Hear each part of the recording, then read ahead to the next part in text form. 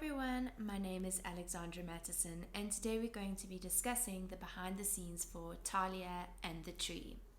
Okay, so I posted a lovely dedication on Instagram with quite a lengthy caption, so please go check that out if you haven't seen it already. I'll put the link in the description of this video.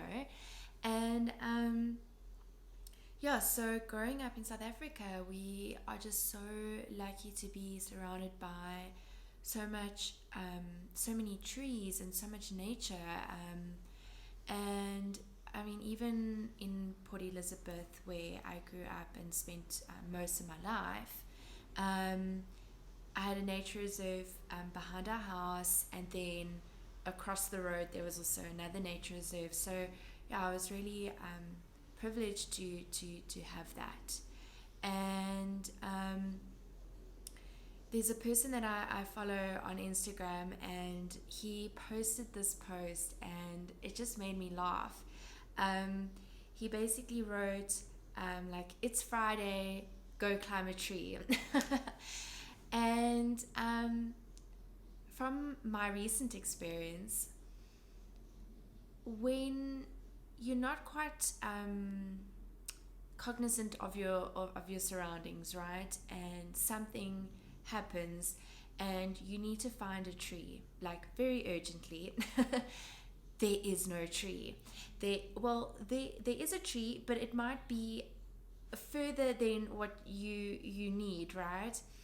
And in this particular situation, I needed to get behind a tree or climb a tree, and the only thing next to me was either it wasn't either, it literally was a thorn bush. That was it. And in those seconds of deciding what I was going to do, I literally was like, being squished by a rhino versus jumping into a thorn bush, that's going to be painful, but it's going to be less painful. So I just jumped into a thorn bush. Crazy, I know, but it was that split decision that I made, and honestly, I don't even know if it would have helped me, but I got off the path into the thorn bush, kind of like tried to hide myself. It was a mess. I also wasn't wearing the right clothing, and it was, there's like active wear, like, is it lycra or something, like that's the kind of material. So the thorns just got all in my clothes. I was stuck. I couldn't get out, and I was actually quite concerned with like ripping my clothing, but I mean, at that point I just didn't care. It was quite a situation, but I made it out alive. It was all good. But yeah, so in my experience, when you need a tree, there is not a single tree. But yeah,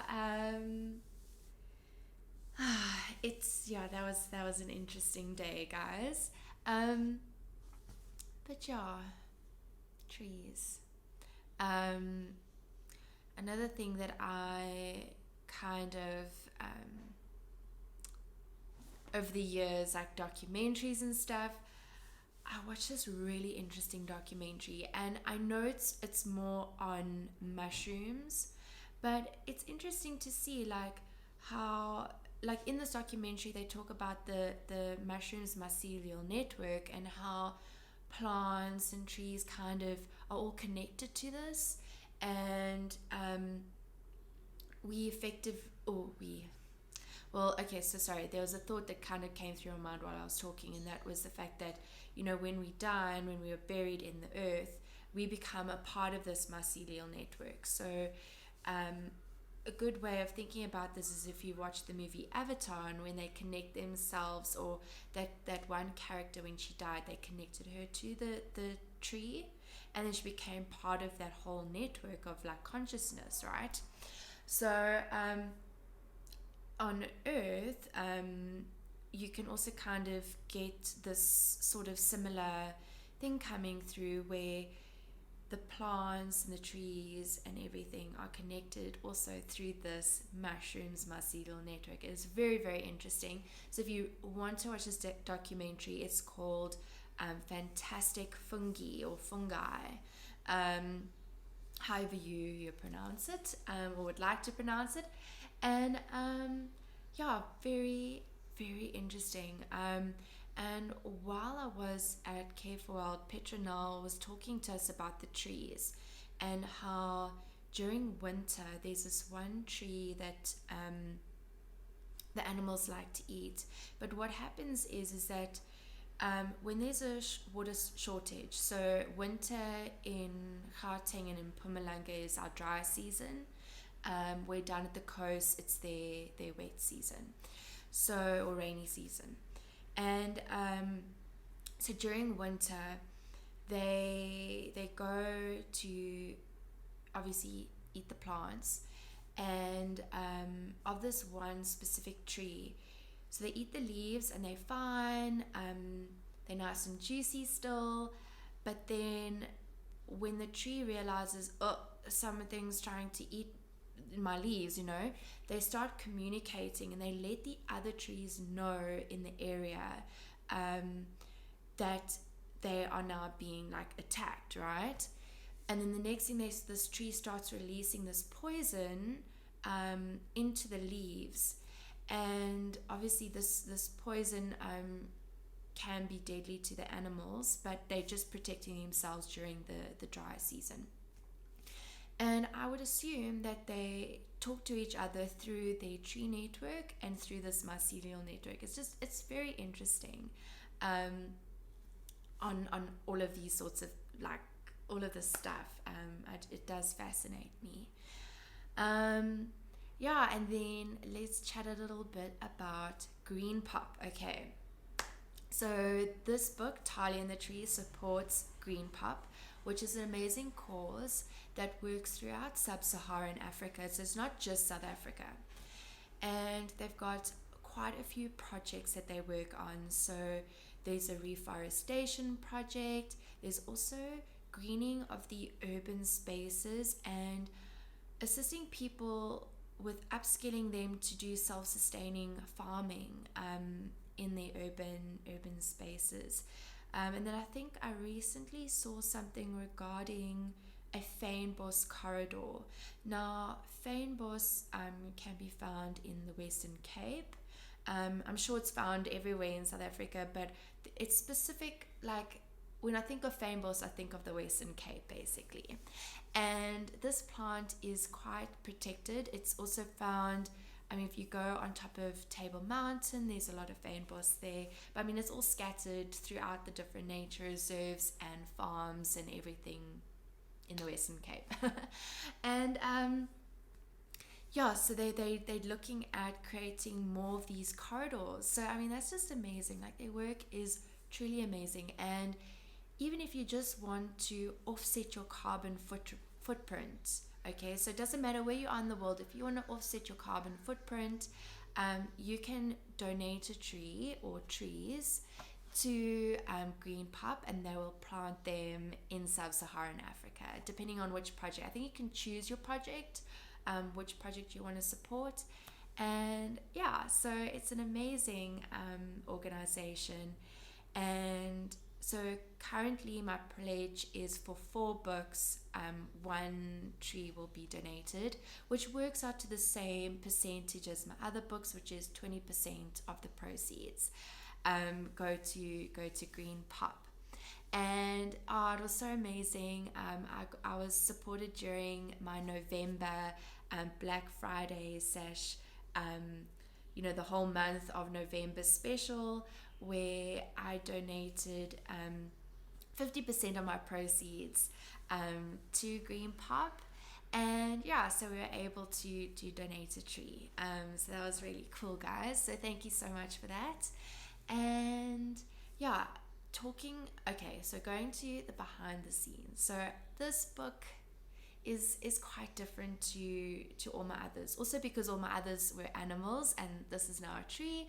But more than that, I didn't do any artwork. Okay, so there was artwork, don't get me wrong, but I didn't sketch like I did with all my other books. And what I basically did for this book was I took a photograph that I'd taken of a baobab. I then turned it to black and white, and then I made it into like a sketch, if I can put it that way.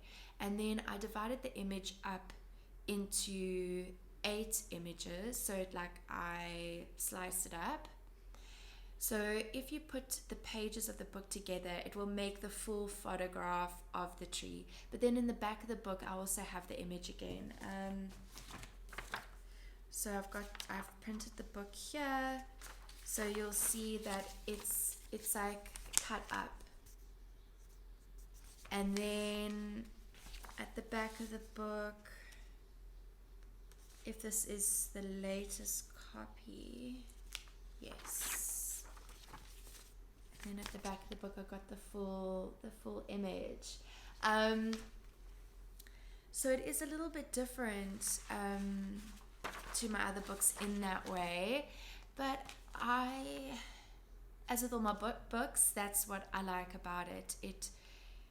This was a very different book for me, and it was more in the realm of like magic and spiritual and the fairies and all of these sorts of things. So I needed it to be different in that way as well. And in South Africa, or in Africa, the baobab tree is actually quite a sacred tree.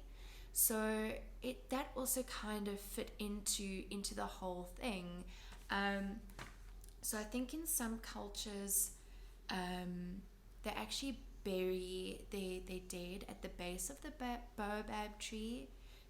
So it's almost like, if you think about, like, Avatar really had a lot of truth to it, and to actually what happens with cultures in Africa. So I think that's quite beautiful, that there are people who want the conscious of their ones who have passed over to kind of connect into the trees. But whether you believe that is what actually happens or not, that's up to you. But I think that's quite a beautiful tradition and sentiment and all of those sorts of things. Yeah, and then what else? And also, baobab trees live for a very long time. And there's one tree in South Africa that I want to go and see, and it is quite up north, near Pafuri, in the Kruger National Park. So I don't know if you know the Kruger, but yeah, it's like quite high. So it's going to be quite a distance for me to travel, but it's something that I want to do. And then I also want to go visit the trees again at the Tsitsikamma forest in South Africa. So that's one of our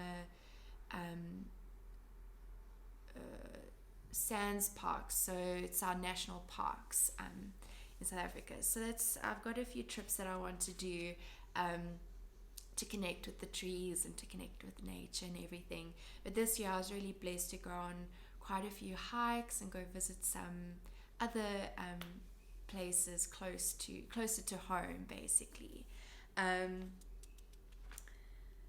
Yeah, so let me end off. Let me end off with the dedication. I dedicate this book to Talia Kraus, an imaginative and curious soul. May you always speak your truth and pursue your heart and soul's desires. We may not know each other well, but you're always in my heart and in my thoughts.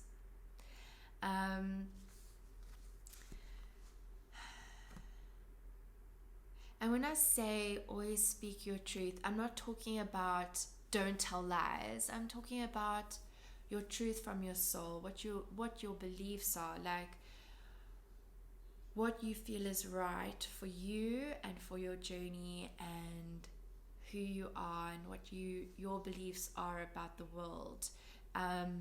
and that's it's like your sacred truth, as opposed to what others want you to say, and what others want you to believe. So yeah, it's just like quite a special little message for her. And yeah, there's, as many people have with their families, there's a branch of my family that I don't see very often and would like to obviously spend more time with. And I hope that I'm able to spend more time with them soon, because I don't think Talia doesn't know me very well at all, because of this, and I would like to get to know her. So yeah, that is just my little dedication for her. And honestly, when I was writing the books, this was the last book that I wrote and then did the artwork for. And I don't have, oh wait, I don't know if I dated it. I did. So I wrote the book over 2 days, the 16th and the 17th of June of this year, 2021. And I said to my family, because I'd already started releasing all my other books on social media and doing all of these things. And I, by this time, and I said to my family, I'm like, I am writing a book for Talia, I promise. But at that point, I wasn't quite sure what exactly I was going to write. And because I wanted to be like fairies, something mystical, something magical, and the trees definitely came in, but I didn't know if it was going to be like more than one book or what I was going to do to incorporate all of it. And yeah, I managed it. It came through in this one book, which was really amazing. Yeah, and the intent definitely was a book for her as much as a book for everyone else. And yeah, thank you for listening to me today, and thank you for everyone's support, and thank you for Talia, because she also was, along with my nephew, was a bit of like my quality control team. They read all my books and let me know what they thought about them. And yeah, I thought that was also really, really awesome in the whole process, to have two little ones that are really close to my heart reading my books and letting me know what they think about them. So thank you Talia and Logan. Yeah, love you guys so much, like from my heart. I really love you too. And yeah, I hope to spend more time with both of you in the future, because also my nephew is overseas in the UK, so it's definitely one of those things where I obviously have a lot of traveling in my future. So cool. Thank you so much, guys. Thank you for listening to me, and yeah, okay, bye.